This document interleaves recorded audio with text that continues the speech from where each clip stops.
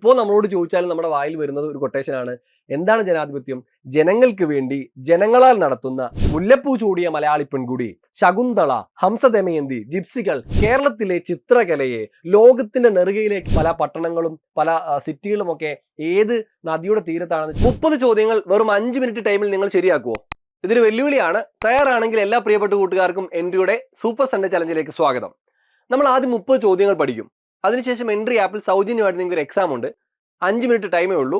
ഈ 5 മിനിറ്റ് കൊണ്ട് 30 ശരിയാക്കണം. ഇതാണ് നിങ്ങൾക്കുള്ള ഈ ഞായറാഴ്ചത്തെ വെല്ലുവിളി എന്ന് പറയുന്നത്. അപ്പോൾ നമ്മുടെ ഈ 30 ചോദ്യങ്ങൾ എന്ന് പറയുന്നത് 10 സ്റ്റേറ്റ്മെന്റ് ടൈപ്പ് ചോദ്യമുണ്ട്. ഈ സ്റ്റേറ്റ്മെന്റ് എന്ന് പറയുന്നത് നമ്മൾ SCRT നിന്നും NCRT നിന്നുമാണ് എടുത്തിരിക്കുന്നത്. അതേപോലെ 10 ചോദ്യങ്ങൾ PSC ചോദിച്ചിട്ടുള്ള പ്രീവിയസ് ചോദ്യങ്ങളാണ്. 10 എണ്ണം 2023 കറണ്ട് അഫേഴ്സ് ആണ്. ഇങ്ങനെ 30 ചോദ്യങ്ങളാണ് നമ്മൾ പഠിക്കാൻ പോകുന്നത്. ഇതിന്റെ PDF നമ്മുടെ കമ്മ്യൂണിറ്റിയിൽ, നമ്മുടെ ടെലഗ്രാം വാട്സ്ആപ്പ് കമ്മ്യൂണിറ്റിയിൽ അവൈലബിൾ ആണ്. PDF സൗജന്യമായിട്ട് ലിങ്ക് ഡൗൺലോഡ് ചെയ്യാൻ വേണ്ടിയിട്ട് നിങ്ങൾ ഇപ്പോൾ തന്നെ കമ്മ്യൂണിറ്റിയിൽ ജോയിൻ ചെയ്യുക. പിന്നെ അതുപോലെ തന്നെ ഈ വീഡിയോ മുഴുവൻ കാണാൻ ശ്രമിക്കണം. എല്ലാവരും നന്നായിട്ട് പഠിക്കണം. കറക്റ്റ് ഫുൾ മാർക്ക് നേടണം. നിങ്ങൾ LDC, LGS, LPUP, CPO തുടങ്ങിയ പരീക്ഷകൾക്കൊക്കെ തയ്യാറെടുക്കുന്നവരാണെങ്കിൽ തീർച്ചയായിട്ടും ഈ ഒരു സൂപ്പർ സൺഡേ സീരീസ് നിങ്ങൾക്ക് ഉപകാരപ്രദമായിരിക്കും. നമ്മൾ 2022 മുമ്പേ തുടങ്ങി വെച്ചൊരു സീരീസ് ആയിരുന്നു. ഇടയ്ക്ക് വെച്ച് സ്റ്റോപ്പായി പോയി. സോ നമ്മൾ 2024 വീണ്ടും ഇത് റീസ്റ്റാർട്ട് ചെയ്യുകയാണ്. അപ്പോൾ നിങ്ങളുടെ പിന്തുണ വേണം. എല്ലാവരും കമന്റ് ചെയ്യണം. അതേപോലെ തന്നെ സബ്സ്ക്രൈബ് ചെയ്യാൻ മറക്കരുത്. ഇപ്പോൾ തന്നെ സബ്സ്ക്രൈബ് ചെയ്യുക, ബെൽ ബട്ടൺ ക്ലിക്ക് ചെയ്യുക. അപ്പൊ നമുക്ക് നേരെ 30 ചോദ്യങ്ങളിലേക്ക് പോവാം. കൂടെ ആദ്യത്തെ 10 ചോദ്യങ്ങൾ സ്കൂൾ പാഠപുസ്തകത്തിൽ നിന്നാണ്. NCRT, SCRT എന്ന് തെരഞ്ഞെടുത്തതാണ് ആദ്യത്തെ 10 എണ്ണം. അതിൽ ഒന്നാമത്തെ ഞാൻ എടുത്തിരിക്കുന്നത് ജനാധിപത്യത്തെ കുറിച്ചുള്ള കാര്യങ്ങളാണ്. നമുക്കറിയാം ഇന്ന് വളരെയധികം ചർച്ച ചെയ്യപ്പെടുന്ന ഒരു വിഷയമാണ് ജനാധിപത്യം. അതുകൊണ്ട് തന്നെ ഏറ്റവും വലിയ ജനാധിപത്യ രാജ്യമായ നമ്മുടെ ഇന്ത്യയിൽ നിന്നുകൊണ്ട് തന്നെ ജനാധിപത്യത്തെക്കുറിച്ച് സ്കൂൾ പാഠപുസ്തകത്തിലുള്ള 4 കൊട്ടേഷൻസ് പറയുകയാണ്. അതിൽ ആദ്യത്തേത് നമ്മളെല്ലാവരും കുട്ടിക്കാലത്ത് പറഞ്ഞു നടന്നതും ഇപ്പോൾ നമ്മളോട് ചോദിച്ചാലും നമ്മുടെ വായിൽ വരുന്നത് ഒരു കൊട്ടേഷനാണ്. എന്താണ് ജനാധിപത്യം? ജനങ്ങൾക്ക് വേണ്ടി ജനങ്ങളാൽ നടത്തുന്ന ജനങ്ങളുടെ ഭരണമാണ് ജനാധിപത്യം. ഇതാരാ പറഞ്ഞേ? ഇത് പറഞ്ഞത് എബ്രഹാം ലിങ്കൺ ആണ്. ഇനി അടുത്തിലേക്ക് നോക്കിയ ജവഹർലാൽ നെഹ്റു പറയുന്നു ജനാധിപത്യം സഹിഷ്ണുതയാണ്. അതെന്താണ്? സഹിഷ്ണുതയാണ്. നമ്മോട് യോജിക്കുന്നവരോട് മാത്രമല്ല നമ്മളോട് വിയോജിക്കുന്നവരോടും കൂടിയുള്ള സഹിഷ്ണുതയാണ് ജനാധിപത്യം എന്ന് പറഞ്ഞത് ജവഹർലാൽ നെഹ്റു ആണ്. അല്ലെ? എത്ര മനോഹരമാണ് ആ വാക്കുകൾ അല്ലെ? നമ്മളോട് യോജിക്കുന്നവരോടും വിയോജിക്കുന്നവരോടുമുള്ള സഹിഷ്ണുതയാണ് ജനാധിപത്യം എന്നാണ് ജവഹർലാൽ നെഹ്റു, നമ്മുടെ രാജ്യത്തിന്റെ ശില്പിയായിട്ടുള്ള ഈ ജനാധിപത്യം സ്വാതന്ത്ര്യം ലഭിച്ചതിന് ശേഷം ഇവിടെ ഊട്ടിയുറപ്പിച്ച ജവഹർലാൽ നെഹ്റു പറഞ്ഞത്. ഇനി കഴിഞ്ഞില്ലല്ലോ. അമർത്യ സെൻ എന്താ പറഞ്ഞേ? ആഗോള ആദരവ് പിടിച്ചു പറ്റുന്ന ഏക ഭരണ സംവിധാനമാണ് ജനാധിപത്യം എന്ന് പറഞ്ഞത് അമർത്യ സെൻ ആണ്. ഗാന്ധിജിയും വിട്ടില്ല. ഗാന്ധിജി ഒരു കാര്യം പറഞ്ഞു, ജനാധിപത്യ ഭരണം ജനങ്ങളുടെ ആഗ്രഹങ്ങൾക്ക് അനുസൃതമായിരിക്കണം. ഇത് പറഞ്ഞതാരാ? മഹാത്മാഗാന്ധിജിയാണ്. അപ്പൊ ഈ 4 കൊട്ടേഷൻസ് നമ്മുടെ പാഠപുസ്തകത്തിലുള്ളതാണ്. ഏത് രീതിയിൽ വേണമെങ്കിലും ചോദിക്കാം, ചേരുംപടിയായി ചോദിക്കാം, തെറ്റിച്ചുകൊണ്ട് ചോദിക്കാം. സോ അപ്പൊ അവിടെ നമുക്ക് എന്താണ് ഈ 4 നന്നായിട്ട് പഠിക്കുക. ജനങ്ങൾക്ക് വേണ്ടി ജനങ്ങളാൽ നടത്തുന്ന ജനങ്ങളുടെ ഭരണമാണ് ജനാധിപത്യം, എബ്രഹാം ലിങ്കൺ പറഞ്ഞു. സഹിഷ്ണുതയുമായി ബന്ധപ്പെട്ട് യോജിക്കുന്നവരോടും വിയോജിക്കുന്നവരോടുമുള്ള സഹിഷ്ണുതയാണ് എന്ന് പറഞ്ഞത് ആരാണ്? അത് ജവഹർലാൽ നെഹ്റു ആണ്. അമർത്യ സെൻ പറഞ്ഞ എന്താ? ആഗോള ആദരവ് പിടിച്ചു പറ്റുന്ന ഏക ഭരണ സംവിധാനമാണ് ജനാധിപത്യം. അമർത്യ സെൻ പറഞ്ഞു. ഗാന്ധിജി എന്താ പറഞ്ഞത്? ജനാധിപത്യം ജനങ്ങളുടെ ആഗ്രഹങ്ങൾക്ക് അനുസൃതമായിരിക്കണമെന്ന് ഗാന്ധിജിയും പറയുകയുണ്ടായി. അപ്പൊ ഇതിനെ ബേസ് ചെയ്തുകൊണ്ടൊരു സ്റ്റേറ്റ്മെന്റ് ടൈപ്പ് ചോദ്യം നമ്മുടെ ഈ ചലഞ്ചിലുണ്ട്. നിങ്ങൾ അറ്റൻഡ് ചെയ്യണം, തെറ്റിക്കരുത്. ഇനി രണ്ടാമത് നമ്മൾ പോകുന്നത് 5ാം ക്ലാസ്സിലെ ആർട്സ് പാഠപുസ്തകത്തിലേക്കാണ്. അതിലുള്ള ഒരാളാണ് രാജാ രവിവർമ്മ. കേരളത്തിലെ ചിത്രകലയെ ലോകത്തിന്റെ നെറുകയിലേക്ക് എത്തിച്ച വലിയൊരു മനുഷ്യനാണ് രാജാ രവിവർമ്മ എന്ന് പറയുന്നത്. വലിയൊരു കലാകാരനാണ് രാജാ രവിവർമ്മ. 1848 ജനിച്ച് 1906 അദ്ദേഹം മരണപ്പെടുന്നു. കുറേ ചോദ്യങ്ങൾ ഇദ്ദേഹവുമായി ബന്ധപ്പെട്ട് സ്കൂൾ പാഠപുസ്തകത്തിലുണ്ട് രാജാ രവിവർമ്മയെ കുറിച്ച്. അതേപോലെ തന്നെ കുറച്ച് മുൻവർഷ ചോദ്യങ്ങളുണ്ട്. അപ്പൊ അതുകൂടെ ചേർത്തിട്ടാണ് ഇതിനകത്ത് ഞാൻ പോയിന്റുകൾ ഉൾപ്പെടുത്തിയിരിക്കുന്നത്. അപ്പൊ ആദ്യം എന്താണ് പാഠപുസ്തകത്തിൽ പറയുന്ന രാജാ രവിവർമ്മ? ഇതാണ് രാജാക്കന്മാരിലെ ചിത്രകാരൻ, ചിത്രകാരന്മാരിലെ രാജാവ് എന്നിങ്ങനെയൊക്കെ രാജാ രവിവർമ്മ വിശേഷിപ്പിക്കപ്പെടുന്നുണ്ട്. അപ്പോൾ രാജാക്കന്മാരിലെ ചിത്രകാരൻ എന്നും ചിത്രകാരന്മാരിലെ രാജാവ് എന്നൊക്കെ വിശേഷിപ്പിക്കപ്പെടുന്ന ആരാണ്? രാജാ രവിവർമ്മയാണ്. 1848 ഏപ്രിൽ 29 തിരുവിതാംകൂറിലെ കിളിമാനൂർ കൊട്ടാരത്തിലാണ് അദ്ദേഹം ജനിക്കുന്നത്. ഇന്ത്യൻ ചിത്രകാരന്മാർക്കിടയിൽ അധികം പ്രചാരമല്ലാതിരുന്ന എണ്ണച്ചായം എന്ന മാധ്യമം വിദേശികൾക്ക് പോലും ചെയ്യാൻ കഴിയാത്ത വിധം മികച്ച രീതിയിൽ പ്രയോഗിച്ചു എന്നതും തന്റെ ചിത്രങ്ങൾ സാധാരണക്കാർക്ക് പോലും വീട്ടിൽ ലഭ്യമാക്കി എന്നതും രവിവർമ്മയുടെ മേന്മകളിൽ ഏറ്റവും പ്രധാനപ്പെട്ടതാണ്. ഇനി രവിവർമ്മയുടെ പ്രധാനപ്പെട്ട എന്തെല്ലാം പെയിന്റിങ്ങുകളാണുള്ളത് നമുക്ക് നോക്കാം. ആദ്യം തന്നെ മുല്ലപ്പൂ ചൂടിയ മലയാളി പെൺകുടി. 1873 മദ്രാസിലും അതേപോലെ വിയന്ന എന്നിവിടങ്ങളിൽ നടന്ന മത്സരങ്ങളിൽ മികച്ച ചിത്രമായിട്ട് തിരഞ്ഞെടുക്കുകയുണ്ടായി. ഒന്ന് ആലോചിക്കുക, ആ കാലഘട്ടത്തിൽ ലോകത്തെ ഏറ്റവും മികച്ച ചിത്രങ്ങളിലായിട്ട് മുല്ലപ്പൂ ചൂടിയ മലയാളി പെൺകുടിയെ പോലും തിരഞ്ഞെടുക്കപ്പെട്ടു എന്നുള്ളതാണ്. അപ്പോൾ അത്രത്തോളം കഴിവുള്ള, അത്രത്തോളം വലിയൊരു കലാകാരനും അത്രത്തോളം വലിയ വർക്കുകളുമായിരുന്നു നമ്മുടെ രാജാ രവിവർമ്മയുടേത്. അപ്പോൾ ഈ ഒരു സാധനം മറക്കരുത്. മുല്ലപ്പൂ ചൂടിയ മലയാളി പെൺകുടി എന്ന ചിത്രം ആരുടേതാണെന്ന് PSC ചോദിക്കാറുണ്ട്. രാജാ രവിവർമ്മയുടേതാണ്. ഇനി കഴിഞ്ഞില്ല, ശകുന്തള, ഹംസദമയന്തി, ജിപ്സികൾ എന്നിവ ചിത്രങ്ങളിൽ ചിലതാണ്. ഇനി കാദംബരി എന്ന ചിത്രത്തിന്റെ രചനയ്ക്കിടയിൽ ഒക്ടോബർ 2 മഹാനായ ആ ചിത്രകാരൻ നമ്മൾ വിട്ടുപിരിഞ്ഞുപോയി. ഒക്ടോബർ 2 വേറൊരു ദിവസം ഉണ്ടല്ലോ അല്ലേ? നിങ്ങൾക്ക് എല്ലാവർക്കും അറിയാവുന്ന ഒരു ദിവസം ഒക്ടോബർ 2. ഒന്ന് കമന്റ് ചെയ്തേരെ. അപ്പോൾ ഒക്ടോബർ 2 നമ്മുടെ രാജാ രവിവർമ്മ ഈ ലോകത്തോട് വിട പറയുന്നത്. ആ വിട പറയുന്ന സമയത്തും ഒരു വർക്കിലായിരുന്നു. ഏതാ വർക്ക്? കാദംബരി എന്ന് പറയുന്ന ചിത്രത്തിന്റെ പണിപ്പുരയിലായിരുന്നു. അപ്പോൾ മുല്ലപ്പൂ ചൂടിയ മലയാളി പെൺകുടി, ശകുന്തള, ഹംസദമയന്തി, ജിപ്സികൾ, കാദംബരി, ഇത്രയും കൃതികളാണ് നമ്മുടെ പാഠപുസ്തകത്തിൽ രാജാ രവിവർമ്മയുടെ ചിത്രങ്ങളായിട്ട് പറയുന്നത്. ഇനി നമ്മൾ അതല്ലാതെ കുറച്ച് ചിത്രങ്ങളോട് ഉൾപ്പെടുത്തിയിട്ടുണ്ട്. സീതാ സ്വയംവരം, സീതാപഹരണം, ശ്രീകൃഷ്ണ ജനനം, തമിഴ് മഹിളയുടെ സംഗീതാലാപം. ഇതും PSC ചോദിച്ചിട്ട് PSCയുടെ പ്രീവിയസ് ചോദ്യമാണ് കേട്ടോ. തമിഴ് മഹിളയുടെ സംഗീതാലാപം എന്ന ചിത്രം ആരുടേതാണെന്ന് ചോദിച്ചിട്ടുണ്ട്. രാജാ രവിവർമ്മയുടേതാണ്. ഇത് കഴിഞ്ഞില്ല, ഗാലക്സി ഓഫ് മ്യൂസിഷ്യൻസ് എന്ന ചിത്രം ആരുടേതാണ്? അതും രാജാ രവിവർമ്മയുടേതാണ്. ഇനി 1971 ഏപ്രിൽ 29 രാജാ രവിവർമ്മയുടെ സ്റ്റാമ്പ് പുറത്തിറങ്ങുകയുണ്ടായി. നിങ്ങൾ നോക്കി, 1971 ഏപ്രിൽ 29 രാജാ രവിവർമ്മയുടെ സ്റ്റാമ്പ് പുറത്തിറങ്ങുകയുണ്ടായി. അപ്പൊ എന്താ പ്രത്യേകത? നമുക്ക് വേറെ സ്റ്റാമ്പ് അറിയാം. ആരുടെ സ്റ്റാമ്പാ? ശ്രീനാരായണ ഗുരുവിന്റെ സ്റ്റാമ്പ് അറിയാം. അതെന്നാ 1967 നമ്മളൊരു സ്റ്റാമ്പിനെ കുറിച്ച് പഠിച്ചിട്ടുണ്ട് അല്ലെ? അത് ആരുടെയാ? ശ്രീനാരായണ ഗുരുവിന്റെ സ്റ്റാമ്പാണ്. അപ്പോൾ സ്റ്റാമ്പിൽ പ്രത്യക്ഷപ്പെട്ട അല്ലെങ്കിൽ ഇന്ത്യൻ തപാൽ സ്റ്റാമ്പിൽ ഉൾപ്പെട്ട രണ്ടാമത്തെ മലയാളിയാണ് ആര്? നമ്മുടെ രാജാ രവിവർമ്മ. ഒന്നാമത്തെ നമ്മുടെ ശ്രീനാരായണ ഗുരുവാണ്. അപ്പൊ ശ്രീനാരായണ ഗുരുവിന്റെ ആദ്യത്തെ സ്റ്റാമ്പ് ഇറങ്ങിയത് 1967 1971 4 വർഷങ്ങൾക്കിപ്പുറം രണ്ടാമതൊരു മലയാളിയുടെ കൂടെ സ്റ്റാമ്പ് പുറത്തിറങ്ങുന്നു. അത് ആരുടേതാണ്? രാജാ രവിവർമ്മയുടേതാണെന്ന് ഓർത്തിരിക്കുക. ഇനി ഈ രാജാ രവിവർമ്മ എവിടുന്നാണ് ചിത്രകല പഠിച്ചത്? അത് തിയഡോർ ജെൻസൺ എന്ന ഡച്ച് ചിത്രകാരനിൽ നിന്നാണ് എണ്ണച്ചായ രചനാ സമ്പ്രദായം രാജാ രവിവർമ്മ പഠിച്ചെടുക്കുന്നത്. അപ്പൊ ഇത്രയാണ് നമുക്ക് രാജാ രവിവർമ്മയെ കുറിച്ച് പഠിക്കാനുള്ളത്. അപ്പൊ ഇതിനെ ബേസ് ചെയ്തൊരു ചോദ്യം നിങ്ങൾക്ക് എൻട്രി ആപ്പിൽ ഉണ്ടാവും. അപ്പൊ അത് ശരിയാക്കുക. ഇനി നമ്മൾ മൂന്നാമത് പോകുന്നത് NCERT പാഠപുസ്തകത്തിലേക്കാണ്. +1 പാഠപുസ്തകത്തിലേക്കാണ് നമ്മൾ പോകുന്നത്. +1 +2 പാഠപുസ്തകത്തിലേക്കാണ്. അപ്പൊ അതില് കേരളം ആധുനികതയിലേക്ക് എന്ന് പറയുന്ന ചാപ്റ്റർ ഉണ്ട്. ആ ചാപ്റ്ററിൽ ഇങ്ങനെ ഒരു കോളം ഉണ്ട്. അതായത് കൊച്ചിയിലെ ആധുനിക കേരളത്തിൽ നടന്ന പ്രധാനപ്പെട്ട ചില സംഭവങ്ങളുടെ ടൈം ലൈൻ വെച്ചുകൊണ്ട് ഒരു സാധനം തന്നിട്ടുണ്ട്. അപ്പൊ അത് അതേപോലെ ഞാൻ എടുത്തു വെച്ചിട്ടുണ്ട്. അതിൽ നിന്നുള്ള കുറച്ച് ചോദ്യങ്ങൾ നമുക്ക് നോക്കാം. അപ്പൊ അതിൽ തന്നെ ആദ്യം കൊടുത്തിരിക്കുന്ന വർഷം കൊച്ചിയിലാണ് കേരളം മൊത്തമല്ല, കൊച്ചിയിൽ. അപ്പൊ കൊച്ചിയിൽ 1921 എന്ന് പറഞ്ഞിട്ട് കൊടുത്തിരിക്കുന്നു. കേരള പ്രവിശ്യ കോൺഗ്രസ് കമ്മിറ്റി പ്രവർത്തനം ആരംഭിച്ചു. രണ്ടാമത്തെ കാര്യം, നിസ്സഹകരണ പ്രസ്ഥാനം കൊച്ചിയിൽ. ഈ രണ്ട് കാര്യങ്ങളാണ് 1921 കൊടുത്തിരിക്കുന്നത്. അപ്പൊ 1921 നമുക്ക് എല്ലാവർക്കും അറിയാം അല്ലെ, KPCC കേരള പ്രദേശ് കോൺഗ്രസ് കമ്മിറ്റി അല്ലെങ്കിൽ കേരള പ്രൊവിൻസ് കോൺഗ്രസ് കമ്മിറ്റി നിലവിൽ വരികയാണ്. ഔദ്യോഗികമായിട്ടല്ല, അനൗദ്യോഗികമായിട്ട് നിലവിൽ വരികയാണ്. അങ്ങനെ അനൗദ്യോഗികമായിട്ട് നിലവിൽ വരികയും അങ്ങനെ ജില്ലാ കമ്മിറ്റിയിൽ രൂപപ്പെടുകയും ചെയ്തു. അപ്പൊ ഈ ജില്ലാ കമ്മിറ്റി എന്ന് പറയുന്നത്, അന്നത്തെ ജില്ലാ കമ്മിറ്റി എന്ന് പറയുന്നത് ഏതൊക്കെയായിരിക്കും? 5 എണ്ണേ ഉള്ളു. 1921 5 കോൺഗ്രസിന് 5 ജില്ലാ കമ്മിറ്റികളുണ്ട്. അതിൽ ഒന്നെന്ന് പറയുന്നത് നമുക്കറിയാം നമ്മുടെ തിരുവിതാംകൂർ ആയിരുന്നു. രണ്ടാമത്തെ ജില്ലാ കമ്മിറ്റി എന്ന് പറയുന്നത് കൊച്ചിയാണ്. മൂന്നാമത്തത് പാലക്കാടാണ്. നാലാമത്തത് കോഴിക്കോടാണ്. അഞ്ചാമത്തത് തലശ്ശേരിയാണ്. ഇങ്ങനെ 5 ജില്ലാ കമ്മിറ്റികളാണ് അന്ന് KPCCക്ക് ഉണ്ടായിരുന്നത്. അപ്പൊ അതിൽ കൊച്ചി ഏറ്റവും പ്രധാനപ്പെട്ടതാണ്. ഈ കൊച്ചി ജില്ലാ കമ്മിറ്റിയുടെ ആസ്ഥാനം എന്ന് പറയുന്നത് തൃശ്ശൂരായിരുന്നു. അപ്പോൾ KPCC രൂപം കൊണ്ട സമയത്ത് വളരെ മികച്ച രീതിയിലുള്ള ഒരു പ്രവർത്തനം ഒരു ജില്ലയായി തന്നെ, ഒരു KPCCയുടെ ജില്ലാ കമ്മിറ്റി ആയിട്ട് തന്നെ കൊച്ചിയിൽ തൃശ്ശൂർ ആസ്ഥാനമായിട്ട് വളരെ മികച്ച രീതിയിലുള്ള പ്രവർത്തനം നടക്കുകയുണ്ടായി. അതേ സമയത്ത് തന്നെ എന്തായി? നിസ്സഹകരണ പ്രസ്ഥാനം ഉടലെടുക്കുകയാണ് അല്ലെ. 1920 നമുക്കറിയാം നിസ്സഹകരണ പ്രസ്ഥാനം വരുന്നു. അപ്പോൾ 1920, 21, 22 കാലഘട്ടങ്ങളിലൊക്കെ നിസ്സഹകരണ പ്രസ്ഥാനവുമായി ബന്ധപ്പെട്ടും കുറേയധികം കാര്യങ്ങൾ നമുക്കിവിടെ നടക്കുന്നുണ്ട്. അപ്പോൾ അതിൽ എടുത്തു പറയേണ്ട ഒരു കാര്യം ഇവിടെ പുസ്തകത്തിലില്ല, ഇല്ലാത്തൊരു കാര്യമാണ്. 1921 ഫെബ്രുവരി മാസം 20-ാം തീയതി തൃശ്ശൂരിൽ ഒരു നോൺ കോപ്പറേഷൻ സന്ദേശവുമായിട്ട് നമ്മുടെ C രാജഗോപാലാചാരി എത്തുന്നുണ്ട്. ചിലപ്പോൾ നിങ്ങൾ ചരിത്രത്തിൽ കേട്ടിട്ടുണ്ടാവില്ല, അങ്ങനെ ഒരു സംഭവം ഉണ്ട്. 1921 നമ്മുടെ തൃശ്ശൂരില് 1921 ഫെബ്രുവരി 20 C Rajagopalachari non corporation movement, നിസ്സഹകരണ പ്രസ്ഥാനത്തിന്റെ ഒരു സന്ദേശവുമായിട്ട് അന്ന് എത്തുന്നുണ്ട്.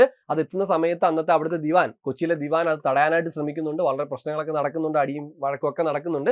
അപ്പൊ അങ്ങനെ വലിയൊരു സ്വാധീനം അല്ലെങ്കിൽ ആ ഒരു പ്രക്ഷോഭത്തോടു കൂടി ജനങ്ങളിലേക്ക് വീണ്ടും സ്വാതന്ത്ര്യത്തിന്റെ അലയിലുകളൊക്കെ ആഞ്ഞടിക്കുന്നുണ്ട് കേട്ടോ. അപ്പൊ അത്തരത്തിൽ വലിയ സംഭവങ്ങളൊക്കെ നമ്മുടെ കൊച്ചിയിലൊക്കെ നടക്കുന്നുണ്ട്. പിന്നെ അടുത്ത വർഷം 1930 തന്നിരിക്കുന്നത്. 1930 എന്താ, സിവിൽ നിയമലംഘന പ്രസ്ഥാനം നടന്നു. നമ്മുടെ ഇന്ത്യയിൽ 1930 സിവിൽ നിയമലംഘന പ്രസ്ഥാനം അഥവാ സിവിൽ ഡിസൊബീഡിയൻ മൂവ്മെന്റ് നടക്കുന്ന സമയത്ത് അത് മലബാറിലും കൊച്ചിയിലും തിരുവിതാംകൂറിലും ഒക്കെ അതിന്റെ പ്രക്ഷോഭങ്ങൾ നടക്കുന്നുണ്ട്. അത്തരത്തിൽ കൊച്ചിയിലും ഇത്തരത്തിൽ non cooperation civil disobedience movement നിയമലംഘന പ്രസ്ഥാനം വലിയ രീതിയിൽ നടക്കുന്നു. അതിന്റെ ഭാഗമായിട്ട് നമുക്കറിയാം തൃശ്ശൂരിലൊക്കെ വലിയ പ്രക്ഷോഭങ്ങളാണ് നടക്കുന്നത്. അന്ന് 1932 തൃശ്ശൂർ സെന്റ് തോമസ് കോളേജിൽ പഠിച്ചുകൊണ്ടിരുന്ന നമ്മുടെ EMS ഈ പ്രക്ഷോഭത്തിൽ കണ്ടിട്ട് എന്ത് ചെയ്തു, അന്ന് അവിടുന്ന് പഠനമൊക്കെ വിട്ടിട്ട് മലബാറിലേക്ക് പോവുകയും മലബാറിൽ പോയിട്ട് ഈ നിയമലംഘന പ്രസ്ഥാനത്തിന്റെ ഭാഗമാവുകയും അങ്ങനെ അറസ്റ്റ് വരിക്കുകയൊക്കെ ചെയ്തിട്ടുണ്ടായിരുന്നു. അപ്പൊ അത്തരത്തിൽ വലിയ പ്രവർത്തനങ്ങളൊക്കെ നമ്മുടെ ഇവിടെ തൃശ്ശൂരും കൊച്ചിയും ബേസ്ഡ് ആയിട്ട് നടന്നിട്ടുണ്ടായിരുന്നു. ഇനി അടുത്തത് 1936 വരികയാണെങ്കിൽ കൊച്ചിയിൽ ഏറ്റവും പ്രധാനമായിട്ട് എടുത്തു പറയേണ്ടത് നമുക്കറിയാം വൈദ്യുതി സമരമാണ് അല്ലെ. എപ്പോഴും BSc ചോദിക്കുന്ന ഒരു സാധനമാണ്. വൈദ്യുതി പ്രക്ഷോഭം നടന്നത് എവിടെയാ? തൃശ്ശൂരിലാണ്. ഏത് വർഷമാണ്? 1936 തൃശ്ശൂരില് വൈദ്യുതി പ്രക്ഷോഭം നടന്നത്. തൃശ്ശൂർ പട്ടണത്തിലെ വൈദ്യുതി വിതരണം സ്വകാര്യ ഏജൻസിയെ ഏൽപ്പിക്കാനുള്ള ദിവാൻ ഷൺമുഖം ചെട്ടിയുടെ തീരുമാനത്തിനെതിരായിട്ട് തൃശ്ശൂരിൽ നടന്നതാണ് വൈദ്യുതി പ്രക്ഷോഭം എന്ന് പറയുന്നത് അല്ലെ. നമ്മൾ പഠിച്ചിട്ടുള്ള കാര്യമാണ്. ഇനി 1941 വരികയാണെങ്കിൽ VR കൃഷ്ണൻ എഴുത്തച്ഛന്റെ അധ്യക്ഷതയിൽ കൊച്ചി രാജ്യ പ്രജാമണ്ഡലം എന്ന ഒരു പുതിയ രാഷ്ട്രീയ പ്രസ്ഥാനം ആരംഭിച്ചു. തിരുവിതാംകൂറില് കൊച്ചിയില് നമ്മുടെ ഉത്തരവാദ ഭരണം കൊണ്ടുവരുന്നതിനും അതേപോലെ ബ്രിട്ടീഷുകാർക്കെതിരായിട്ടൊക്കെ പോരാടുന്നതിന് വേണ്ടിയിട്ടാണ് ഇത്തരത്തിൽ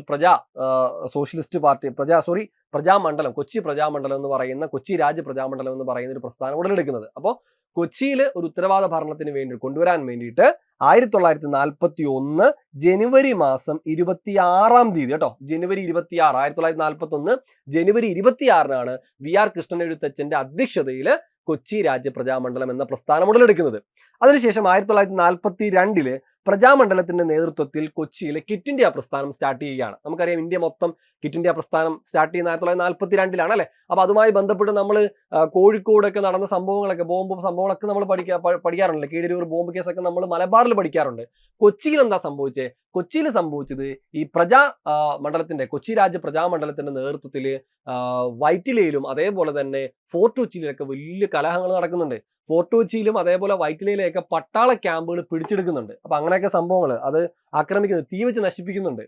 കൊച്ചിയിലെയും ഫോർട്ട് കൊച്ചിയിലെയും അതുപോലെ വൈറ്റിലയിലെയും ഒക്കെ പട്ടാള ക്യാമ്പ് തീ വെച്ച് നശിപ്പിക്കുകയുണ്ടായി. ഇതൊക്കെ ചെയ്തായിരുന്നത് ഇതിന് മെയിനായിട്ട് നേതൃത്വം കൊടുത്തു. 1942 കൊച്ചി രാജ്യ പ്രജാമണ്ഡലത്തിൽ തീവ്ര വിഭാഗം ഉണ്ടായിരുന്നു. ഈ തീവ്ര വിഭാഗത്തിന് തലവനായ ഒരാളുണ്ടായിരുന്നു, മത്തായി മാഞ്ഞൂരാൻ. കേട്ടിട്ടുണ്ടോ മത്തായി മാഞ്ഞൂരാൻ?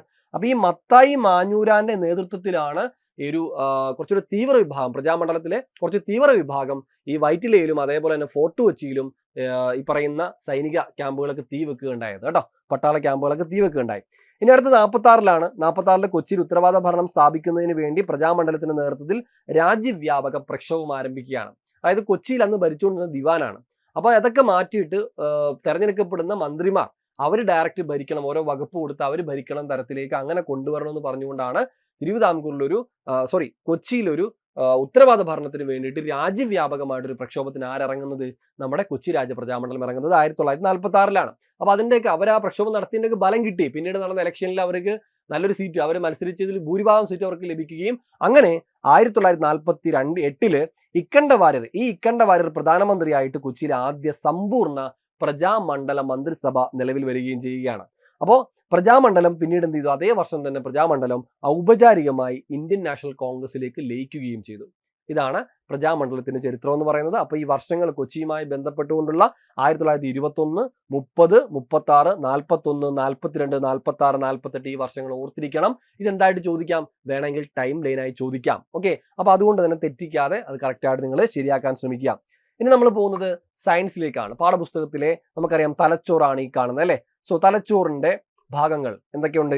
സെറിബ്രം ഉണ്ട്, അതുപോലെ സെറിബെല്ലം ഉണ്ട്, അതുപോലെ തലാമസ് ഉണ്ട്, ഹൈപ്പോ തലാമസ് ഉണ്ട്, മെഡുലോ അംബ്ലാങ്കേറ്റ് ഉണ്ട്. അപ്പോൾ നമുക്ക് സ്കൂൾ പാഠപുസ്തകത്തിൽ കാണുന്ന പോലെ തന്നെ കൃത്യമായ ചിത്രമുണ്ട്. അപ്പോൾ അതിൽ ആദ്യത്തിലേക്ക് പോവുകയാണ്. ആദ്യം എന്താ കൊടുത്തിരിക്കുന്നത്? പുറമേ കാണുന്ന ഈ സാധനമാണ് നമ്മുടെ സെറിബ്രം എന്ന് പറയുന്നത്. സോ അപ്പോൾ സെറിബ്രത്തിന്റെ പ്രത്യേകതകൾ എന്തൊക്കെയാണ്? ഒന്ന്, മസ്തിഷ്കത്തിന്റെ ഏറ്റവും വലിയ ഭാഗമാണ് സെറിബ്രം എന്ന് പറയുന്നത്. ധാരാളം ചുളിവുകളും മടക്കുകളും ഒക്കെ കാണുന്ന ഭാഗമാണ് സെറിബ്രം. അതുപോലെ സെറിബ്രത്തിന്റെ ചാരനിറമുള്ള പുറം ഭാഗത്തെ കോർട്ടക്സ് എന്നും വെളുത്ത നിറമുള്ള ഉൾഭാഗത്തെ മെഡുല്ല എന്നുമാണ് നമ്മൾ വിളിക്കുന്നത്. ഇനി ചിന്ത, ബുദ്ധി, ഓർമ്മ, ഭാവന എന്നിവയുടെ ഒക്കെ കേന്ദ്രം ഏതാണ്? ഈ പറയുന്ന സെറിബ്രമാണ്. ഇന്ദ്രിയാനുഭവങ്ങൾ ഉളവാക്കുന്നു, ഐച്ഛിക ചലനങ്ങളെ നിയന്ത്രിക്കുന്നു. ഇതും നമ്മുടെ സെറിബ്രത്തിന്റെ സവിശേഷതയാണ്. ഓക്കെ, അപ്പൊ സെറിബ്രം കൃത്യമായിട്ട് പോയിന്റുകൾ കിട്ടിയിട്ടുണ്ടാവല്ലോ. ഇനി അടുത്ത സെറിബലത്തിലേക്ക് വന്നു കഴിഞ്ഞാൽ, സെറിബലം എന്ന് പറയുന്നത് ഈ കാണുന്ന ഈ പൂ പോലെ കാണുന്ന സാധനമാണ്, രണ്ട് ദളങ്ങളാണ്, ഈ കാണുന്നതാണ് നമ്മുടെ സെറിബല്ലം എന്ന് പറയുന്നത്. മസ്തിഷ്കത്തിന്റെ രണ്ടാമത്തെ വലിയ ഭാഗമാണ് സെറിബല്ലം. ഇനി സെറിബ്രത്തിന് പിന്നിൽ താഴെ രണ്ടു ദളങ്ങളായി ഇത് കാണുന്നു. ചുളിവുകളും ചാലുകളും ഒക്കെ ഉണ്ട്. എന്നാൽ പേശി പ്രവർത്തനങ്ങളെ ഏകോപിപ്പിച്ച് ശരീരത്തിന്റെ തുലന നില പാലിക്കുന്നത് ആരാണ്? ഈ പറയുന്ന സെറിബല്ലം ആണ്. അപ്പൊ സെറിബ്രം, സെറിബല്ലം. ഇനി അടുത്ത് എന്താ? തലാമസ് ആണ്. തലാമസ് ഉണ്ട്, ഈ കാണുന്നതാണ് തലാമസ് എന്ന് പറയുന്നത്. അപ്പൊ തലാമസ് എന്താ? സെറിബ്രത്തിന് താഴെയായിട്ടാണ് നമ്മുടെ തലാമസ് കാണപ്പെടുന്നത്. സെറിബ്രത്തിലേക്കും സെറിബ്രത്തിൽ നിന്നുള്ള ആവേഗ പുനഃപ്രസരണ കേന്ദ്രമാണ് നമ്മുടെ ഈ പറയുന്ന തലാമസ് എന്ന് പറയുന്നത്. അപ്പൊ സെറിബ്രത്തിൽ നിന്നുമുള്ള ആവേഗ പ്രസരണ കേന്ദ്രമാണ്. ശരീരത്തിന്റെ വിവിധ ഭാഗങ്ങളിൽ നിന്നുള്ള ആവേഗങ്ങളെ പരിശോധിച്ച് പ്രാധാന്യമുള്ളവയെ സെറിബ്രത്തിലേക്ക് അയക്കുകയും ചെയ്യുന്നത് നമ്മുടെ തലാമസ് ആണ്. ഇനി തലാമസ് കഴിഞ്ഞാൽ അടുത്തെന്താ? ഹൈപ്പോ തലാമസ് ആണ്. ഹൈപ്പോ തലാമസ് ഇവിടെ കാണാൻ കഴിയാണ്. ഈ കാണുന്നത് ഹൈപ്പോ തലാമസ് കേട്ടോ, ഈ കാണുന്ന ഹൈപ്പോ തലാമസ് ആണ്. അപ്പൊ ഹൈപ്പോ തലാമസിന് തൊട്ടു താഴെയായിട്ട് കാണുന്ന ഭാഗമാണ്. ആന്തര സമസ്ഥിതി പരിപാലനത്തിന് പ്രധാന പങ്ക് വഹിക്കുന്നത് ഹൈപ്പോ തലാമസ് ആണ്. ഇനി അടുത്തത് ലാസ്റ്റ് മിഡില ഓംബ്ലാങ്കേറ്റ്. നമ്മൾ പണ്ട് സ്കൂളിലൊക്കെ പഠിക്കുമ്പോൾ പറയണം, പുറയിൽ അടിക്കരുത്, അടിച്ചാൽ മരിച്ചു, മിഡില ഓംബ്ലാങ്കേറ്റിൽ അടി ഉണ്ട് കഴിഞ്ഞാൽ മരിച്ചു എന്നൊക്കെ നമ്മൾ പറയാറുണ്ട് അല്ലേ. അപ്പോൾ സെറിബ്രത്തിന് ചുവടെ സെറിബല്ലത്തോട് ചേർന്ന് ദണ്ഡാകൃതിയിൽ കാണപ്പെടുന്ന സാധനമാണ് നമ്മുടെ ഈ കാണുന്ന സാധനമാണ് നമ്മുടെ മെഡില ഓംബ്ലാങ്കേറ്റ എന്ന് പറയുന്നത്. ഹൃദയസ്പന്ദനം, ശ്വാസോച്ഛ്വാസം എന്നീ അനൈച്ഛിക പ്രവർത്തനങ്ങളെ നിയന്ത്രിക്കുന്നത് ഈ പറയുന്ന മെഡില ഓംബ്ലാങ്കേറ്റയാണ്. ഓക്കെ, അപ്പോൾ ഇത്രയാണ് നമ്മുടെ തലച്ചോറിൽ നമുക്ക് പറയേണ്ട പ്രധാനപ്പെട്ട ഭാഗങ്ങൾ: cerebrum, cerebellum, thalamus, hypothalamus, medulla oblongata. അതോടെ അതങ്ങ് തീരും. ഇനി അടുത്ത് നമ്മൾ 5ാമത്തെ പോയിന്റിലേക്ക് പോകുന്നത് സ്ഥാപനങ്ങളും പ്രവർത്തന മേഖലയും ആസ്ഥാനവുമാണ് നമ്മൾ പഠിക്കാൻ പോകുന്നത്. ഇപ്പം ഇവിടെ കൊടുത്തിരിക്കുന്നത് നമുക്കത് സ്കൂൾ പാഠപുസ്തകത്തിലുള്ളതാണ്. ഈ അടുത്ത് നടന്ന പരീക്ഷയിലും PSC ചോദിച്ചതാണ്. അപ്പം ന്യൂഡൽഹി, നമ്മുടെ ഡൽഹി ആസ്ഥാനമായിട്ട് വരുന്ന പ്രധാനപ്പെട്ട സ്ഥാപനങ്ങൾ അല്ലേ: Sangeet Natak Akademi, Lalit Kala Akademi, Sahitya Akademi, national school of drama, national book trust of India അല്ലെ, ഇന്ത്യയിലെ കലാ കാര്യങ്ങളെ പരിപോഷിപ്പിക്കുന്നതിന് വേണ്ടി, ലോകോത്തരത്തിലേക്ക് എത്തിക്കുന്നതിന് വേണ്ടിയിട്ട് തുടങ്ങിയിട്ടുള്ള സ്ഥാപനങ്ങളാണ് സംഗീത നാടക അക്കാദമിയും, ലളിതകലാ അക്കാദമിയും, സാഹിത്യ അക്കാദമിയും, നാഷണൽ സ്കൂൾ ഓഫ് ഡ്രാമയും, നാഷണൽ ബുക്ക് ട്രസ്റ്റ് ഓഫ് ഇന്ത്യയും. അപ്പൊ ഇതിന്റെയൊക്കെ ആസ്ഥാനം എവിടെയാണ്? ഡൽഹിയിലാണ്. ഇനി ഓരോന്നിന്റെയും പ്രവർത്തനങ്ങൾ എങ്ങനെയാണ്? Sangeet Natak Akademi, the national academy of dance, drama and music എന്നാണ് ഇത് മുൻപ് അറിയപ്പെട്ടിരുന്നത്. സംഗീതത്തിന്റെയും നാടകത്തിന്റെയും പ്രോത്സാഹനമാണ് നമ്മൾ സംഗീത നാടക അക്കാദമിയോട് ഉദ്ദേശിക്കുന്നത്. ഇനി അടുത്തത് ലളിതകലാ അക്കാദമി. ഇന്ത്യക്കകത്തും പുറത്തും ഇന്ത്യൻ കലകളുടെ പ്രചാരണമാണ് ലളിതകലാ അക്കാദമി ലക്ഷ്യമിടുന്നത്. ഈ അടുത്ത് നടന്ന പരീക്ഷയിൽ ഇത് ചോദിച്ചതാണ്. ഇന്ത്യക്കകത്തും പുറത്തും ഇന്ത്യൻ കലകളുടെ പ്രചാരണത്തിൽ ലക്ഷ്യമിടുന്നത് ആരാണ് എന്ന് പറഞ്ഞിട്ട് PSC ചോദിച്ചിട്ടുണ്ടായിരുന്നു. അപ്പൊ അതിന് ഉത്തരം എന്താ? ലളിതകലാ അക്കാദമിയാണ്. ഇനി ഇന്ത്യൻ ഭാഷാ സാഹിത്യത്തിന്റെ ഉന്നമനമാണ് സാഹിത്യ അക്കാദമിയുടെ ലക്ഷ്യമായിട്ടുള്ളത്. അടുത്ത national school of drama Sangeetha Nataka അക്കാദമിയുടെ കീഴിൽ സ്ഥാപിതമായി. സ്കൂൾ ഓഫ് ഡ്രാമ എല്ലാ വർഷവും നാടകമേള നടത്താറുണ്ട്. ഇനി കുറഞ്ഞ ചെലവിൽ പുസ്തകങ്ങൾ പ്രസിദ്ധീകരിക്കുക, വായന വളർത്തുക, ഇന്ത്യൻ പുസ്തകങ്ങൾ സ്വദേശത്തേക്കും അതേപോലെ വിദേശത്തും പ്രോത്സാഹിപ്പിക്കുക തുടങ്ങിയവയാണ് നാഷണൽ ബുക്ക് ട്രസ്റ്റ് ഓഫ് ഇന്ത്യയുടെ പ്രധാനപ്പെട്ട പ്രവർത്തനങ്ങൾ എന്ന് പറയുന്നത്. അപ്പോൾ ഇത് ക്ലിയർ ആയല്ലോ. ഇനി നമുക്ക് അടുത്തതിലേക്ക് പോകാമല്ലോ. അടുത്തത് മാംഗനീസിനെ കുറിച്ചാണ്. മാംഗനീസുമായി ബന്ധപ്പെട്ട് പാഠപുസ്തകത്തിലുള്ള പോയിന്റുകൾ ഇവയാണ്. ഇരുമ്പുരുക്ക് വ്യവസായത്തിൽ ഉപയോഗിക്കുന്ന പ്രധാന ലോഹ വസ്തുവാണ് മാംഗനീസ് എന്ന് പറയുന്നത്. ഇരുമ്പയിര് നിക്ഷേപങ്ങൾക്ക് സമീപമായി പൊതുവെ മാംഗനീസ് നിക്ഷേപങ്ങളും കണ്ടുവരുന്നുണ്ട്. ഒഡീഷയാണ് ഉൽപാദനത്തിൽ ഏറ്റവും മുന്നിലുള്ളത്. കർണാടകവും മഹാരാഷ്ട്രയും മധ്യപ്രദേശ് എന്നിവയാണ് മറ്റ് പ്രധാന ഉൽപാദക സംസ്ഥാനങ്ങൾ. അപ്പോൾ മാംഗനീസ് ഏറ്റവും കൂടുതൽ ഉൽപ്പാദിപ്പിക്കുന്ന സംസ്ഥാനം ഏതാണ്? അത് ഒഡീഷയാണ്. 2ാം സ്ഥാനത്ത് ആരാണ്? കർണാടക ഉണ്ട്, പിന്നീട് മഹാരാഷ്ട്രയുണ്ട്, മധ്യപ്രദേശുണ്ട്. ഇനി ഇരുമ്പുമായി കൂട്ടിക്കലർത്തി സങ്കര ലോഹങ്ങൾ നിർമ്മിക്കുന്നതിന് മാംഗനീസ് ഉപയോഗിക്കുന്നു എന്നുള്ള കാര്യം ഓർത്തിരിക്കുക. അപ്പം മാംഗനീസ് ഇരുമ്പുമായി കൂട്ടിക്കലർത്തി സങ്കര ലോഹങ്ങൾ നിർമ്മിക്കുന്നതിന് മാംഗനീസ് ഉപയോഗിക്കുന്നു. ഓക്കെയാണേ മക്കളെ. ഇനി അടുത്തേക്ക് പോട്ടെ. 7ാമത്തത് മലയാള ഭാഷയും അച്ചടിയുമാണ്. മലയാള ഭാഷയും അച്ചടിയുമായി ബന്ധപ്പെട്ട ചില പ്രധാനപ്പെട്ട പോയിന്റുകൾ. 1, മലയാള ഭാഷയിൽ അച്ചടിച്ച ആദ്യത്തെ സമ്പൂർണ്ണ ഗ്രന്ഥം ഏതാണ്? സംക്ഷേപ വേദാർത്ഥമാണ്. ഇനി മലയാള ഭാഷയിൽ അച്ചടിച്ച ആദ്യം നിഘണ്ടു രൂപപ്പെടുത്തിയത് ആരാണ്? അത് അർണോസ് പാതിരിയാണ്. കഴിഞ്ഞില്ല. ഇംഗ്ലീഷ് മലയാളം നിഘണ്ടു തയ്യാറാക്കിയത് ആരാ? ബെഞ്ചമിൻ ബെയ്ലിയാണ്. മലയാളം ഇംഗ്ലീഷ് നിഘണ്ടു തയ്യാറാക്കിയത് ആരാണ്? ഹെർമൻ ഗുണ്ടർട്ടാണ്. തമ്മിൽ മാറിപ്പോരുത്, ചെറിയ ചെറിയ വ്യത്യാസങ്ങളേ ഉള്ളൂ. മലയാള ഭാഷയിൽ അച്ചടിച്ച ആദ്യ സമ്പൂർണ്ണ ഗ്രന്ഥം അത് സംക്ഷേപ വേദാർത്ഥമാണ്. മലയാള ഭാഷയിൽ അച്ചടിച്ച ആദ്യ നിഘണ്ടു രൂപപ്പെടുത്തിയത് അർണോസ് പാതിരിയാണ്. ഇംഗ്ലീഷ് മലയാളം നിഘണ്ടു തയ്യാറാക്കിയത് ബെഞ്ചമിൻ ബെയ്ലി. മാറിപ്പോവല്ലേ, ഇംഗ്ലീഷ് മലയാളം ബെഞ്ചമിൻ ബെയ്ലിയാണ്. എന്നാൽ മലയാളം ഇംഗ്ലീഷ് ആരാണ്? അത് നമ്മുടെ ഹെർമൻ ഗുണ്ടർട്ടാണ്. ക്ലിയർ ആണല്ലോ. അടുത്തേക്ക് പോകാലോ. ഇനി അടുത്തത് നമ്മുടെ ജോഗ്രഫി എന്നുള്ള പാഠപുസ്തകത്തിൽ കൃഷ്ണ നദിയുമായി ബന്ധപ്പെട്ട കുറച്ച് കൊട്ടേഷൻസ് ആണ്. അപ്പൊ കൃഷ്ണ നദിയുമായി ബന്ധപ്പെട്ട ചില പ്രധാനപ്പെട്ട പോയിന്റുകൾ. ഒന്ന്, ഏറ്റവും നീളം കൂടിയ രണ്ടാമത്തെ ഉപദ്വീപീയ നദിയാണ് നമ്മുടെ കൃഷ്ണ നദി. പാതാളഗംഗ, തെലുങ്കുഗംഗ എന്നീ പേരുകളിലൊക്കെ അറിയപ്പെടുന്ന നദിയാണ് കൃഷ്ണാനദി. അർദ്ധഗംഗ എന്നും നമ്മുടെ കൃഷ്ണനദി അറിയപ്പെടുന്നുണ്ട്. കൃഷ്ണനദിയുടെ ഉത്ഭവം എവിടെയാ? മഹാബലേശ്വർ കുന്നുകളാണ്. മഹാരാഷ്ട്രയിലെ മഹാബലേശ്വർ കുന്നുകളിൽ നിന്ന് ഉത്ഭവിക്കുന്നതാണ് കൃഷ്ണനദി. ഇനി കൃഷ്ണനദിയിൽ നിന്നും ചെന്നൈ നഗരത്തിലേക്ക് കുടിവെള്ളം എത്തിക്കാനുള്ള പദ്ധതിയാണ് തെലുങ്ക് ഗംഗാ പദ്ധതി. തെലുങ്ക് ഗംഗാ പദ്ധതി എന്താ? കൃഷ്ണനദിയിൽ നിന്നും ചെന്നൈ നഗരത്തിലേക്ക് കുടിവെള്ളം എത്തിക്കാനുള്ള പദ്ധതിയാണ് തെലുങ്ക് ഗംഗാ പദ്ധതി എന്ന് പറയുന്നത്. മറക്കരുത്, മാറിപ്പോരുത്. ഇനി അടുത്തത്, കൃഷ്ണനദിയുടെ പ്രധാന പോഷകനദികളാണ് തുംഗഭദ്ര, കൊയ്ന, ഭീമ, ഗൗഡപ്രഭ, മാലപ്രഭ, പഞ്ചഗംഗ, മൂസി. ഇവയെല്ലാം കൃഷ്ണനദിയുടെ പോഷകനദികളാണ്. അപ്പോൾ കൃഷ്ണനദിയുടെ പോഷകനദികള് മൂസിയുണ്ട്, പഞ്ചഗംഗയുണ്ട്, മാലപ്രഭയുണ്ട്, ഗൗഡപ്രഭയുണ്ട്, ഭീമയുണ്ട്, കൊയ്നയുണ്ട്, തുംഗഭദ്രയുണ്ട്. കഴിഞ്ഞില്ല. ഹൈദരാബാദ് സ്ഥിതി ചെയ്യുന്ന നദീതീരം ഏതാ? മൂസി ആട്ടോ. ഇതിൽ നമ്മൾ പറഞ്ഞ കൃഷ്ണനദിയുടെ പോഷകനദികളിൽ ഒന്നാണ് മൂസി. ഈ മൂസി നദിയുടെ തീരത്താണ് ഹൈദരാബാദ് സ്ഥിതി ചെയ്യുന്നത് എന്ന് ഓർത്തിരിക്കുക. പലപ്പോഴും പല പട്ടണങ്ങളും പല സിറ്റികളും ഒക്കെ ഏത് നദിയുടെ തീരത്താണെന്ന് ചോദിക്കാറുണ്ട് PSC. അപ്പൊ ആ തരത്തിൽ ഓർത്തിരിക്കുക, ഹൈദരാബാദ് മൂസി ആട്ടോ. ഇനി അടുത്തത്, കൃഷ്ണനദിയിൽ സ്ഥിതി ചെയ്യുന്ന പ്രധാന അണക്കെട്ടുകൾ ഏതൊക്കെയാ?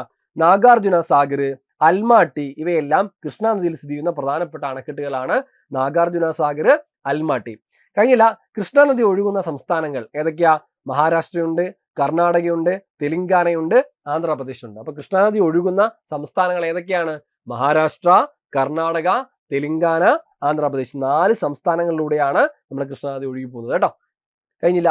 നമ്മൾ 9ാമത്തെ ചോദ്യത്തിലേക്ക് പോവാണ്. മിശ്ര സമ്പദ് വ്യവസ്ഥയുടെ സവിശേഷതകൾ എന്തൊക്കെയാണ്? നമുക്കറിയാം നമ്മുടെ ഇന്ത്യ ഒരു മിശ്ര സമ്പദ് വ്യവസ്ഥയാണ് നമുക്ക് പറയാം അല്ലെ.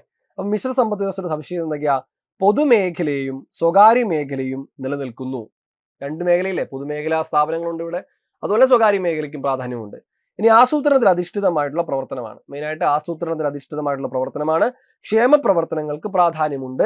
അതേപോലെ തന്നെ സ്വകാര്യ സ്വത്തവകാശത്തിനുള്ള സ്വാതന്ത്ര്യവും സാമ്പത്തിക നിയന്ത്രണവും ഇവിടെ നിലനിൽക്കുന്നുണ്ട്. ഏതെങ്കിലും ഒന്നിനല്ല പ്രാധാന്യം, 2നും പ്രാധാന്യമുണ്ട്. അപ്പൊ അതുകൊണ്ട് തന്നെ സ്വകാര്യ സ്വത്തവകാശത്തിനുള്ള സ്വാതന്ത്ര്യമുണ്ട്, അതേപോലെ തന്നെ സാമ്പത്തിക നിയന്ത്രണവും ഇവിടെ നമുക്ക് നിലനിൽക്കുന്നുണ്ട്. അതാണ് മിശ്ര സമ്പദ് വ്യവസ്ഥയുടെ പാഠപുസ്തകത്തിലുള്ള സവിശേഷതകൾ എന്ന് പറയുന്നത്. അപ്പോൾ മിശ്ര സമ്പദ് വ്യവസ്ഥയുടെ ഈ സവിശേഷതകൾ മറക്കരുത്.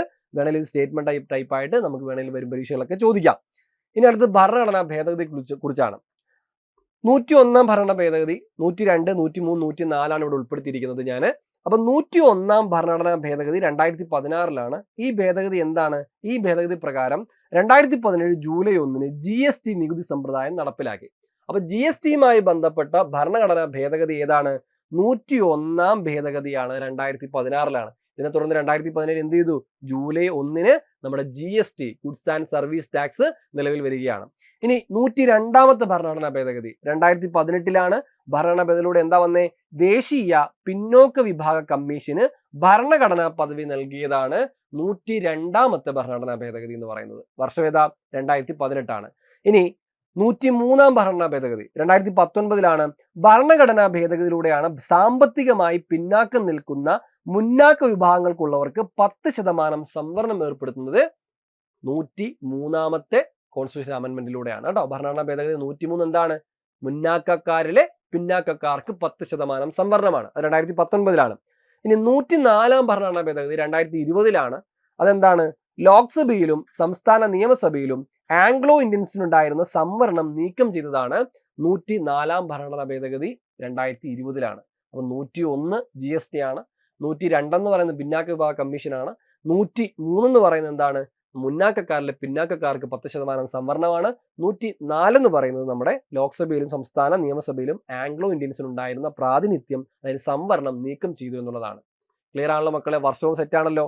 യെസ്. അങ്ങനെ നമ്മുടെ സ്റ്റേറ്റ്മെന്റ് ടൈപ്പിലുള്ള ചോദ്യങ്ങൾക്കുള്ള കണ്ടന്റ് കഴിഞ്ഞു. ഇനി നമ്മൾ പോകുന്നത് 10 മുൻ വർഷ ചോദ്യങ്ങളിലേക്കാണ്. ഈ അടുത്ത് PSC നടത്തിയ ചോദ്യപേപ്പറാണ് ഞാൻ എടുത്തിരിക്കുന്നത്. അതിലെ 10 ചോദ്യങ്ങളാണ് നമ്മൾ നോക്കാൻ പോകുന്നത്. ആദ്യം, അഹമ്മദാബാദ് തുണിമിൽ സമരത്തിന് കാരണമായ സംഭവം ഏതാണ് മക്കളെ? പ്ലേഗ് ബോണസ് ആണല്ലേ. നമുക്ക് നമ്മൾ പഠിച്ചാണ്, എന്നോട് അടയാളപ്പെടുത്തിയുണ്ട് മുൻകൂട്ടി തന്നെ. അഹമ്മദാബാദ് തുണിമിൽ സമരത്തിന് കാരണമായ സംഭവം പ്ലേഗ് ബോണസ്. തെരഞ്ഞെടുപ്പിൽ വോട്ടെടുപ്പ് ആരംഭിക്കുന്നതിന് എത്ര മണിക്കൂർ മുമ്പ് ഇലക്ഷൻ പ്രചരണം അവസാനിപ്പിക്കണം? എത്ര മണിക്കൂറാ?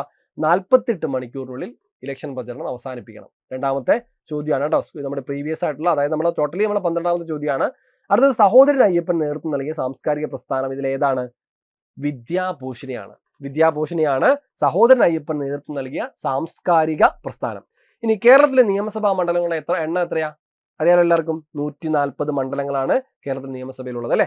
ഇനി അടുത്തത്, ഇന്ത്യയുടെ ധരാതലീയ ഭൂപടങ്ങൾ നിർമ്മിക്കുന്ന ഔദ്യോഗിക ഏജൻസിയായിട്ടുള്ള സർവേ ഓഫ് ഇന്ത്യയുടെ ആസ്ഥാനം എവിടെയാണ്? ഡെറാഡൂണിലാണ്. എവിടെയാ? ഡെറാഡൂണാണ് ധരാതലീയ ഭൂപടങ്ങൾ നിർമ്മിക്കുന്ന ഔദ്യോഗിക ഏജൻസി ആയിട്ടുള്ള ഇന്ത്യയുടെ സർവേ ഓഫ് ഇന്ത്യയുടെ ആസ്ഥാനം കേട്ടോ. ഇനി അടുത്തത്, പ്രകൃതിയിലെ ബോൺസായി എന്ന് വിശേഷിപ്പിക്കപ്പെടുന്ന വനങ്ങൾ ഏതാണ്? പർവ്വത മിത ശീതോഷ്ണ ചോല വനങ്ങളാണ്. പർവ്വത മിത ശീതോഷ്ണ ചോല വനങ്ങളാണ് നമ്മൾ പ്രകൃതിയിലെ ബോൺസായി എന്ന് വിശേഷിപ്പിക്കപ്പെടുന്ന വനങ്ങൾ. ഇനി അടുത്തത്, ഇന്ത്യയിൽ ആദ്യമായി ഒരു സസ്യത്തിന്റെ സംരക്ഷണാർത്ഥം സ്ഥാപിച്ച ദേശീയോദ്യാനമാണ് കുറിഞ്ഞിമല കേട്ടോ. അപ്പൊ കുറിഞ്ഞിമലയാണ് ഇന്ത്യയിൽ ആദ്യമായി ഒരു സസ്യത്തിന്റെ സംരക്ഷണാർത്ഥം സ്ഥാപിച്ച ദേശീയോദ്യാനം. ഇനി ഞാറ്റുവേല ആരംഭിക്കുന്ന കാർഷിക മാസം ഏതാണ്? പലരും ചിലപ്പോൾ ഇത് കാണുമ്പോൾ ചിങ്ങം 1 പെട്ടെന്ന് മനസ്സിലേക്ക് വരും. പക്ഷേ ചിങ്ങം 1 മേടം 1 ഞാറ്റുവേല ആരംഭിക്കുന്നത്. ഞാറ്റുവേല ആരംഭിക്കുന്ന മലയാള മാസം കാർഷിക മാസം ഏതാ? മേടം 1 കേട്ടോ.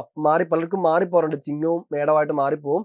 തെറ്റരുത്, മേടം 1 ഞാറ്റുവേല ആരംഭിക്കുന്ന കാർഷിക മാസം. അടുത്ത, നാണ്യവിളയായിട്ടുള്ള റബ്ബർ കൃഷിക്ക് അനുയോജ്യമായ മണ്ണ് അത് ലാറ്ററൈറ്റ് മണ്ണാണ്. അപ്പൊ നാണ്യവിള റബ്ബർ കൃഷിക്ക് അനുയോജ്യമായ മണ്ണ് ലാറ്ററൈറ്റ് മണ്ണാണ്.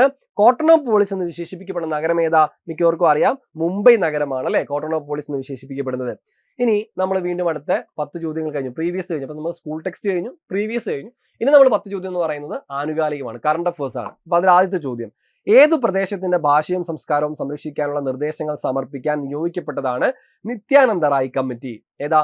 ലഡാക്ക് കേട്ടോ. ലഡാക്ക് സംസ്ഥാനത്തെ കുറിച്ച്, ലഡാക്ക് പ്രദേശത്തിന്റെ ഭാഷയും സംസ്കാരവും സംരക്ഷിക്കാനുള്ള നിർദ്ദേശങ്ങൾ സമർപ്പിക്കാൻ നിയോഗിക്കപ്പെട്ടതാണ് നിത്യാനന്ദ റായ് കമ്മിറ്റി. അപ്പൊ ലഡാക്കുമായി ബന്ധപ്പെട്ടതാണ് നിത്യാനന്ദ റായ് കമ്മിറ്റി എന്ന് ഓർത്തിരിക്കുക. അടുത്ത, G20 ഉച്ചകോടിയുടെ അനുബന്ധമായുള്ള തിങ്ക് 20 ഫോറം നടന്നത് എവിടെയാണ്?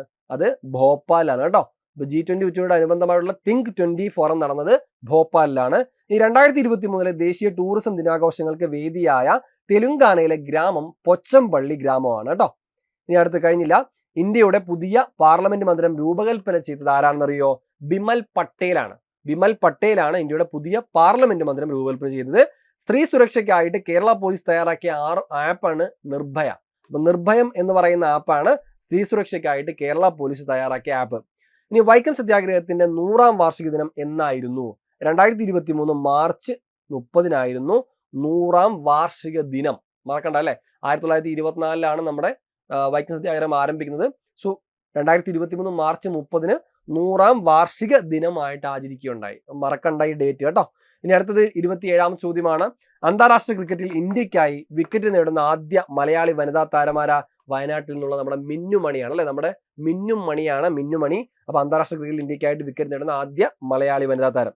ഇനി 2023 പത്മപ്രഭ പുരസ്കാര ജേതാവ് സുഭാഷ് ചന്ദ്രനാണ്. 2023 പത്മപ്രഭ പുരസ്കാര ജേതാവ് സുഭാഷ് ചന്ദ്രനാണ്. കേരളത്തിലെ ആദ്യ സമ്പൂർണ്ണ ഭരണഘടനാ സാക്ഷരതാ ജില്ല ഏതാണ്? കൊല്ലമാണ് കേട്ടോ. അപ്പൊ കൊല്ലം ജില്ലയ്ക്കാണ് കേരളത്തിലെ ആദ്യ സമ്പൂർണ്ണ ഭരണഘടന സാക്ഷര ജില്ല എന്ന് പറയുന്നത് കൊല്ലം ജില്ലയാണ്. ഇനി 30ാമത്തെ ചോദ്യം, 2023 വനിതാ T20 ലോകകപ്പ് കിരീടം നേടിയത് ആരാണ്? ഓസ്ട്രേലിയയാണ് അല്ലെ. ദക്ഷിണാഫ്രിക്കയെ പരാജയപ്പെടുത്തിക്കൊണ്ട് ഓസ്ട്രേലിയയാണ് 2023 വനിതാ T20 ലോകകപ്പ് കിരീടം നേടുന്നത് അല്ലെ. യെസ്. അപ്പൊ ഇത്രയും കാര്യങ്ങളാണ് നമുക്ക് പറയാനുള്ളത്. 30 ചോദ്യങ്ങൾ നമ്മൾ കഴിഞ്ഞു. നമ്മൾ സ്കൂൾ പാഠപുസ്തകം ഉണ്ടായിരുന്നു, അതേപോലെ തന്നെ നമ്മുടെ കഴിഞ്ഞ ഈ അടുത്ത് PSC ചോദിച്ച ചോദ്യങ്ങളുണ്ടായിരുന്നു, ആനുകാലികം ഉണ്ടായിരുന്നു. അപ്പൊ ഈ 30 ചോദ്യങ്ങൾ നിങ്ങൾ ഇനി ചെയ്യേണ്ട എന്താ? എൻട്രി ആപ്പിൽ നിങ്ങൾ സൗജന്യമായിട്ട് 5 മിനിറ്റ് ടൈമേ തരുള്ളൂ. അതിൽ 10 സ്റ്റേറ്റ്മെന്റ് ഉണ്ട്, ബാക്കിയെല്ലാം ഇത് കാണുന്ന ചോദ്യം പോലെ തന്നെയാണ്.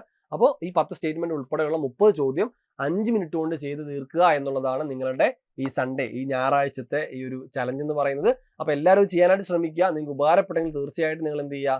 സബ്സ്ക്രൈബ് ചെയ്യുക. അതുപോലെ തന്നെ ഇതിന്റെ PDF നമ്മൾ എന്തിട്ടുണ്ടായിരിക്കും, നമ്മുടെ കമ്മ്യൂണിറ്റിയിൽ നമ്മൾ നൽകുന്നുണ്ടായിരിക്കും. അപ്പോൾ കമ്മ്യൂണിറ്റിയിൽ ജോയിൻ ചെയ്യുക. നമ്മുടെ ടെലഗ്രാം, വാട്സപ്പ് കമ്മ്യൂണിറ്റി ഉണ്ട്. അതിൽ ജോയിൻ ചെയ്താൽ അതിൽ നമ്മൾ ഇതിന്റെ PDF അവൈലബിൾ ആക്കി തരുന്നതാണ്. അപ്പോൾ ഇപ്പോൾ തന്നെ പരീക്ഷ എഴുതാൻ മറക്കല്ലേ, നന്നായിട്ട് പഠിക്കുക. നമ്മുടെ വലിയ വലിയ അവസരങ്ങളാണ് നമ്മുടെ മുമ്പിലുള്ളത്. അപ്പോൾ മറ്റൊരു എപ്പിസോഡുമായിട്ട് അടുത്ത ദിവസം കാണാം, അടുത്ത ഞായറാഴ്ച കാണാം. അപ്പോൾ ബൈ.